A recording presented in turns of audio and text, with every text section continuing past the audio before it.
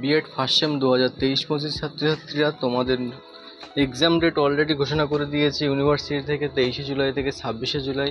কিন্তু তোমাদের exam date নিয়ে একটা গভীর সমস্যার সৃষ্টি হয়েছে। যেহেতু গতকাল ইউজিসি থেকে নেট পরীক্ষার ডেট ঘোষণা করে দিয়েছে, তোমাদের এক্সাম ডেটের সময়ে ইউজিসি তাদের নেট পরীক্ষার এক্সাম ডেট ঘোষণা করে দিয়েছে। সেক্ষেত্রে একটা বড় প্রশ্নমার্ক থাকছে যে তোমরা অনেকেই কিন্তু এই ইউজিসি নেট পরীক্ষা দেবে এবং ইউজিসি নেটের জন্য প্রিপারেশান নিচ্ছ, তাহলে তোমাদের কি হবে? যারা পরীক্ষা দেবে না তাদের জন্য ঠিক আছে, কিন্তু যারা পরীক্ষা দেবে তারা তো একসাথে দুটো পরীক্ষা দিতে পারবে না। ইউজিসি কিন্তু তাদের এক্সাম ডেট কখনোই চেঞ্জ করবে না, যেহেতু এই নেট পরীক্ষা অল ইন্ডিয়াতে হয়ে থাকে। ডেট যদি চেঞ্জ করতে হয় তাহলে বাবা সাহেব আম্বেদকর এডুকেশন ইউনিভার্সিটিকে চেঞ্জ করতে হবে। গত বছরগুলো যদি রেকর্ড দেখা হয় তাহলে এই ইউনিভার্সিটি কিন্তু অনেকবারই তাদের এক্সাম ডেট চেঞ্জ করেছে। গতবার 2022-24 সেশনকে যদি দেখা হয় তাহলে 3বার ফার্স্ট সেমিস্টারে এক্সাম ডেট চেঞ্জ করেছে।